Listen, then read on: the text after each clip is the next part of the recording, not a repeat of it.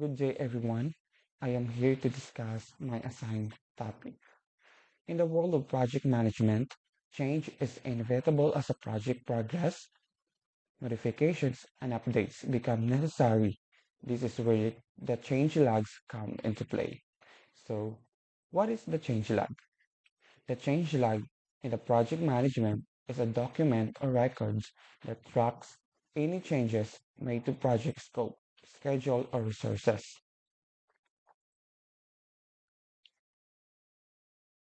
It typically includes details such as the date of the change, the reason for the change, who requested it, and any impacts it may have on the project's timeline, budget, or objectives. Having a change log helps maintain transparency, accountability, and clear audit trail throughout the project life cycles. Meaning to say that the change log serves as roadmap kung saan papunta ang inyong mga projects.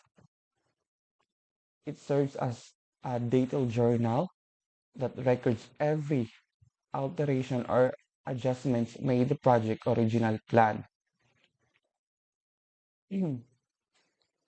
These log documents essentials information such as when the change occurred, why it was necessary, who initiated it, and what effects it might have on the project's overall goals.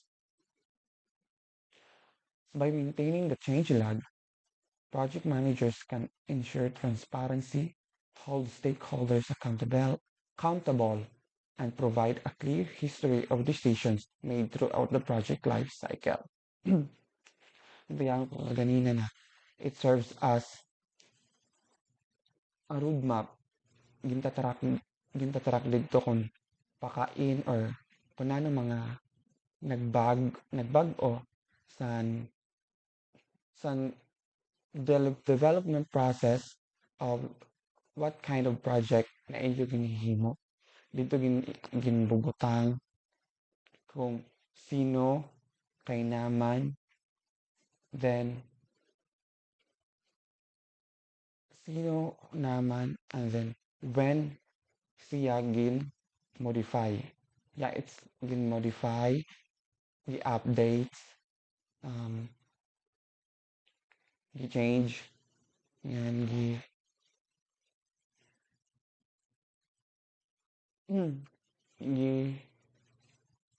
basta yun. It's about changing the modifying or updates the projects. There are there are six components of the change log. So ano to?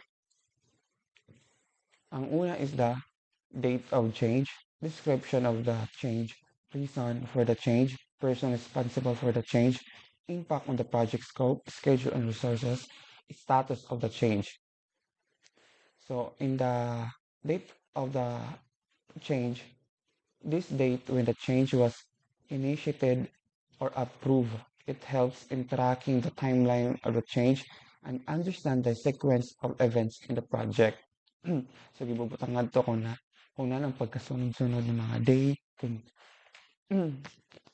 kung saan o siya gin-modify, gin-update. So sana. Sunod is the description of the change. A brief, a brief but clear description of what the change entails. It helps provide enough detail to understand the nature of the change without being overly technical. So description of the change. Kay naman gin-change siya. Ano? Description.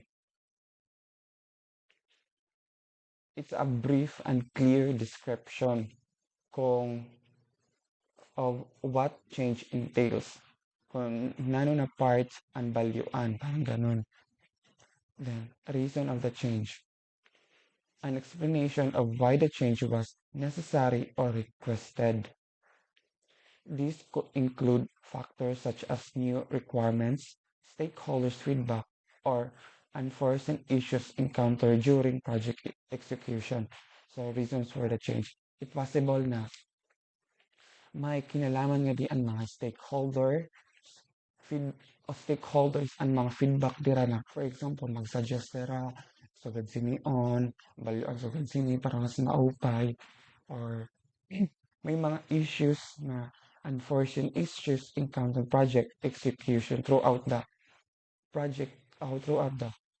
development process. Possible ito ng mga reasons na balian nila. Sunod is person responsible for the change.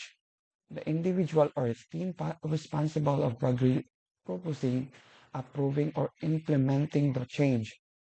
This adds accountability to the change management process and ensures that there is a clarity on who is driving each change. So, ibig sabihin sana, may mga naka-assign na tao or may mga naka-assign na tao na mag-change sana na part. For example, sa app or sa software. So, ang mga tao sana can be a developer, software developer. So, ini nga tao unsuited sana na pwede mag-value or pwede sana responsible sana pwede siya mag-value. And then, impact on project scope, schedule, and resources. An assessment of how the change affects various aspects of the project, including scope, schedule, budget, and resources. This helps stakeholders understand the implications of the change and make informed decisions. So the impact project scope, schedule, and resources. Na kuwan sini na nagkakaamay-adaan mga team member or ang usa nga tawo ideas kung ano ang mga possible na impact sa project scope, mga pagbabago sa schedule, at mga kailangan pa sa resources. Na-inform dat ang mga team members sa mga decision nila sa mga pagbabago. So now, status of the change. The current status of the changes as pending, approved, rejected, or implemented. This allows stakeholders to track the progress of change and understand where they stand in the change management process. So the status of the change, it can be kuno reject, pending, approve, or implemented.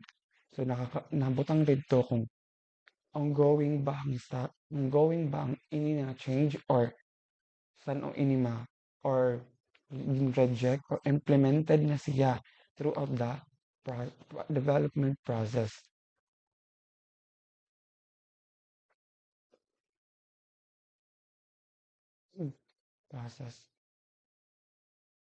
So I will give the example. I will make an example of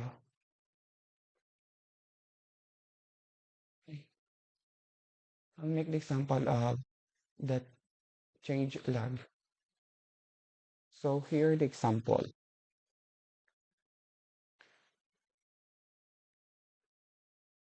So commonly naghimo change lag ang mga tao or a team member sa Excel.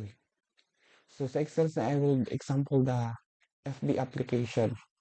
Sa FB application ada ang change number, version sa application, date, description, reason, responsible, impact, and status.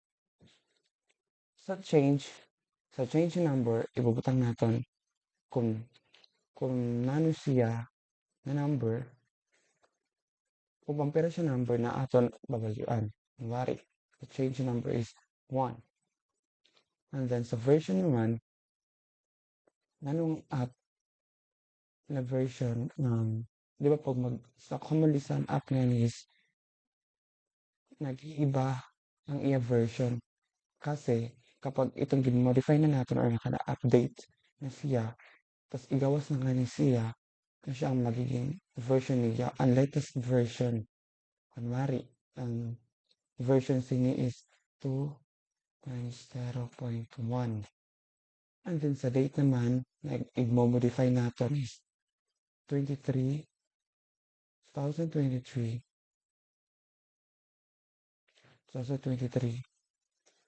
tapos 5, 1. And then sa description naman is, naalala niyo an 2023 yan. Naalala niyo, yan di ba, Facebook na app is meron na dark mode. Kunyari, ito natin himuon. Atin gibot niyan. Implemented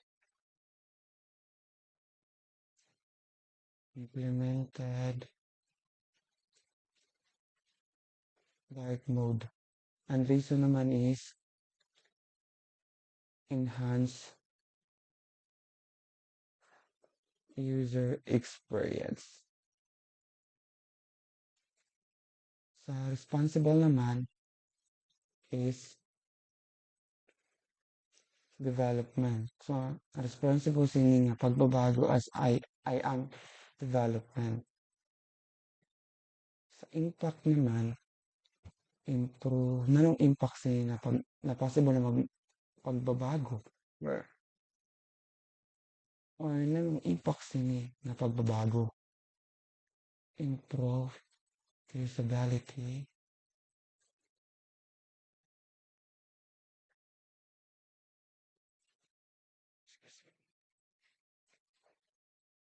User satisfaction.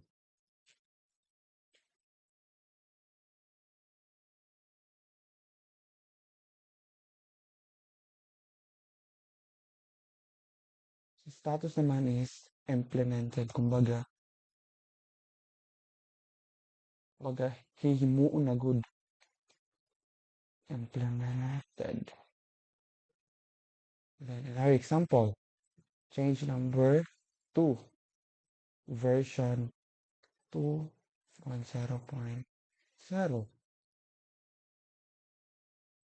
Then, what if sinunta 23/05/2022.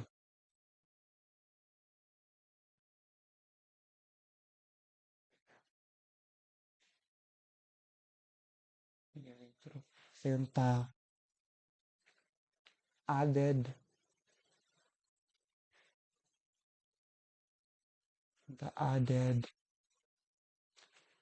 new emoji reactions.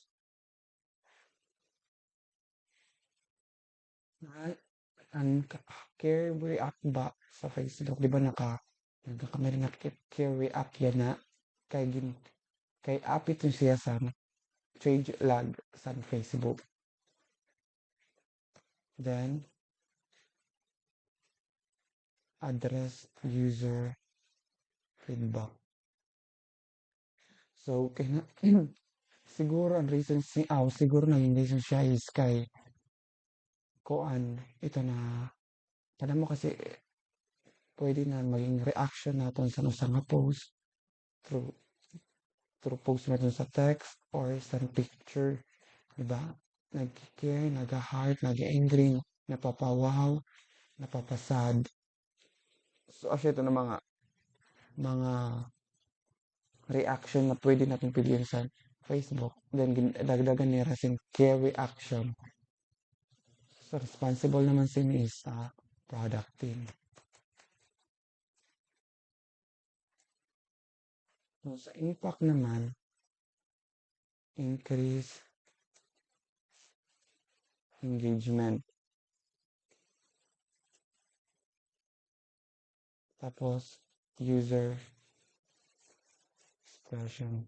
So, sa gindagdagan nito, bagan, mayroon na-express ta na ang aton feelings through that emoji. Okay.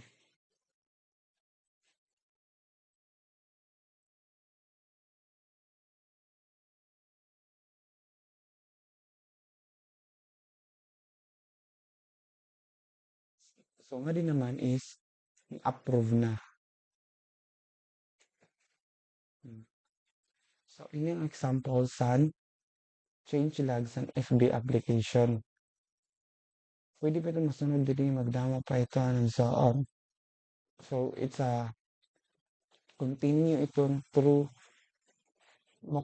continue ito na itong katapusan ng change log kapag kung ano satisfied yung mga user magko-continue talaga ito ma-open nila pag ginatag na quality o ano pa man continue ito.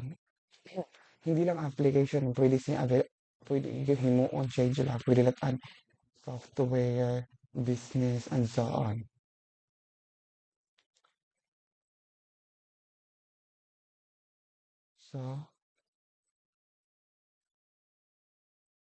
So yun the significance of change log.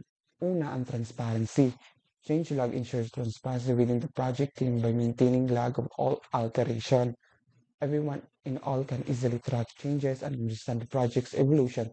This fosters trust, reduces confusion, and keeps everyone on the same page. So kung meanings to say,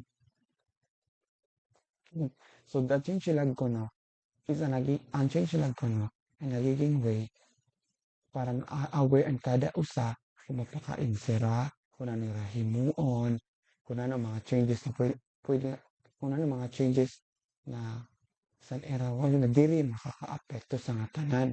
So kung ang change log is evolution of a project. Dito nagbabago ang mga kuan pero kung alignment lagi hapon siya sa iyo project, sa iyo goal, yan diri itong good na nakakaapekto sa iyo project. It will enhance. Mas nagiging mas maupay ang iyong project diri kay mas nagiging mas malain. So sunod is accountability. Change logs hold individuals accountable for their action when a change occurs. It's crucial to identify the person responsible by tracking who made the change and when. We can address issues, learn from mistakes, and improve our process. So the accountability naman, dito natin makikita kung sino ang mga tao na suited sa inyong pagbabago. Suited sila na change. Kung your ability or skills are enough ba para i-handle ini na pagbago or siya ang mag-responsible sana nga maghimo or mag-develop sa pagbabago. Kaya it's crucial to identify who the person is responsible. So mas communication. Change log facilitate effective communication. They act as central repository accessible to all team members. Pag sinabing repository, a bridge between suma singanta tawo communication ini yan adi naman ang change log. Kita so, dahil sana nagkakamay adakit understanding and very malisang ang kada usa ko mapakain sira or alay pa ba ininakuha so sana this allow for easy sharing of updates, discussion about changes, and collaboration with the change log. So ano siya nito nagkakami adasing easy updates, discussion, sa collaboration baga may teamwork kapag teamwork ang nagkakami teamwork ang change ang team member dahil sa change log about sa communication. Everyone is aware of any deviation from original plan, fostering alignment and collaboration. So there's impact assessment. Change logs help assess the impact of modification in project scope, timeline, and resources by documenting changes. We can analyze their consequences and make informed decisions. This empowers project managers to allocate resources, effectively manage risk, and adjust plan if needed. So, nag-help ko na assess the impact modification, the project scope. Yes. So, because of this, the change lag nagkakamiyada is bagan time frame, project scope, nasaan resources, kung hanggang sakop, kung kaya ba ini ma-accomplish, or kung when ini mahihimo.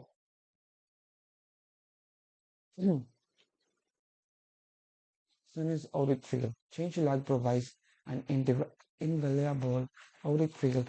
This serves as evidence of project evolution. Yes, and the change log is nagiging ano siya, maging evolution sa usa nga project kay throughout the process development nagkakamay da pagbabag-o sing maupay then nagiging nagkakamay da evolution ang usa nga project para sa tao throughout the years, throughout the time, throughout the years, day by day nagkakamay may pagbabag-o so minsan nagiging mas maupay ang usa nga butang. Decision-making process and the reason behind a specific action. This is especially important for building projects as documentation is essential for compliance purposes. So, overall, the change flag are a fundamental aspect of effective project management. They maintain transparency, ensure accountability, facilitate communication, allow for impact assessment, and provide an audit trail.